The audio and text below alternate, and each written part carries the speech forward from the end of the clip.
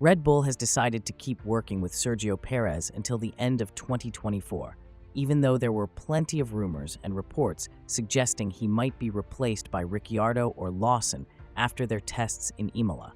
Team boss Horner believes that the Mexican driver can get back to his best form. Although Perez's P7 in the Drivers' Championship was only secured because Russell got disqualified, Red Bull still seems to have faith in their six-time race winner, despite all the criticism.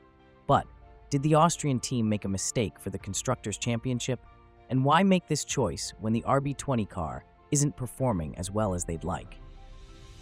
One of the biggest surprises in recent Formula One news is that Red Bull decided to stick with Perez for 2024. His two-year contract might have led us to expect this, but his recent performances have been underwhelming. Since the race in China, Perez has only earned 28 points over 8 races, averaging about 3.5 points per race. In stark contrast, Verstappen has racked up 141 points, averaging 17.6 points per race. Perez's performance has been far below expectations, lagging a significant 0.6 of a second behind his teammate Verstappen in qualifying. This gap is putting a strain on Red Bull's quest for the Constructors' Championship. As it stands, Red Bull's lead over McLaren has shrunk to just 42 points, with 10 races to go in the 2024 season. There are questions about why Red Bull continues to support Perez despite his inconsistent performance. Some insiders suggest it might be due to the financial benefits he brings through his sponsors and merchandise sales in Latin America. Team principal Christian Horner addressed the situation, affirming that Perez remains a crucial part of the team.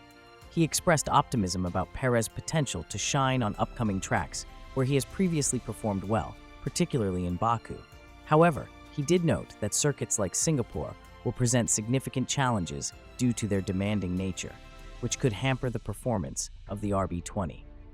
In short, while Perez has his strengths, his inconsistency is a concern as Red Bull aims to maintain their lead in the championship.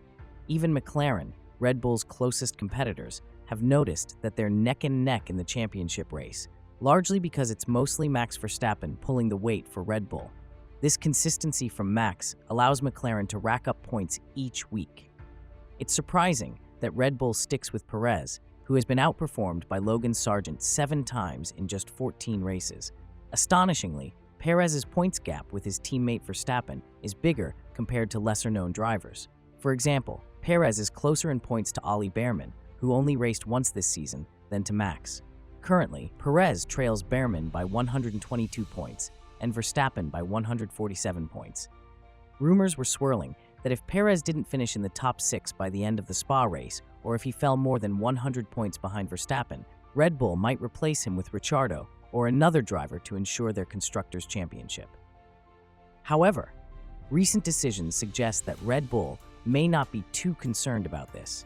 They understand that their car no longer holds a significant advantage, so most of their points will likely come from Verstappen. Marco, a veteran Austrian associated with the team, mentioned in recent races that they have been heavily dependent on Verstappen's skills. He pointed out that this strategy is not sustainable, which has been evident in recent races at Budapest and Spa. When Max Verstappen's race isn't going well, Sergio Perez doesn't seem to step up as needed. Here are 3 examples: Austria, Budapest, and Spa.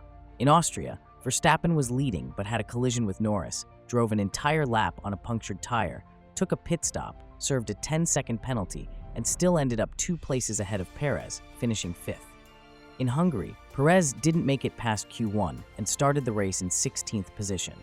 Although he managed to recover to 7th place, it wasn't enough since Verstappen finished in 5th again.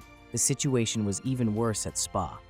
Verstappen had to start the race from 11th place due to an engine penalty, putting extra pressure on Perez to perform.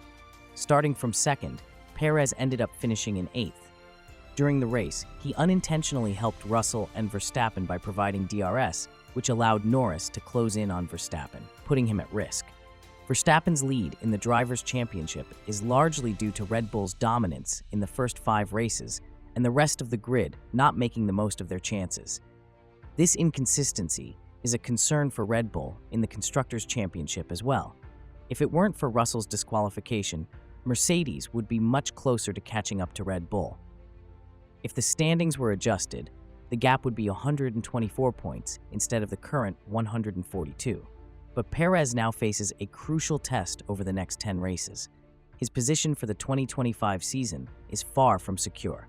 With Mercedes stepping up their game and Ferrari gearing up to unveil a promising package in Singapore, the latter aims to boost their chances for next season, as they're not optimistic about clinching the championship this year. Here's where it gets intriguing. Red Bull's recent meeting wasn't solely about their driver lineup. It also focused on the RB20's performance. Since the race in China, the car's performance has been steadily declining, a fact highlighted by Verstappen.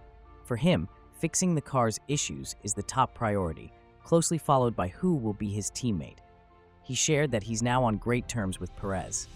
A few months back, it was reported that he and his dad were really pushing for Red Bull to keep Perez on their team. They believe this would give him a clear shot at the Drivers' Championship. Although he seems pretty safe with a 78-point lead and 10 races left, nothing's for sure since wins aren't guaranteed for Max anymore. When asked about Perez's performance in Spa, which Marco heavily criticized by saying Perez completely fell apart, Verstappen didn't add to the criticism. He mentioned that Perez was racing his own race and didn't hold him back. He emphasized that they made the right decision and it wouldn't have mattered much if Perez had moved aside earlier. Verstappen added that their main concern is the car, which needs their full attention right now. He concluded by saying that, in his view, Perez had a positive weekend. Meanwhile, an intriguing situation has been unfolding with Carlos Sainz and Williams.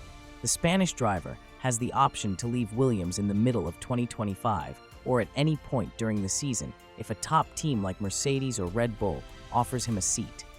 Adding more drama, there are rumors that Max Verstappen's future with Red Bull is uncertain, especially since Mercedes has consistently shown they can build the fastest car, a key factor that might lure Verstappen away.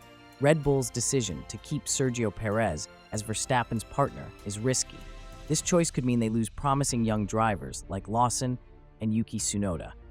While many doubt Tsunoda's readiness for a Red Bull seat due to his inexperience and limited technical skills, he's had a strong season so far, scoring 22 points compared to his teammate Ricciardo's 12.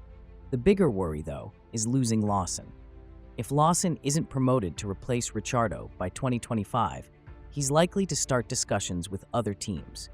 So, did Red Bull make the right call by retaining Perez alongside Verstappen? And more critically, have they jeopardized their chances in the Constructors' Championship, potentially risking a drop below second place with Ferrari and Mercedes closing in? Thank you for watching. If you liked the video, subscribe to the channel and leave a comment below. See you in the next video.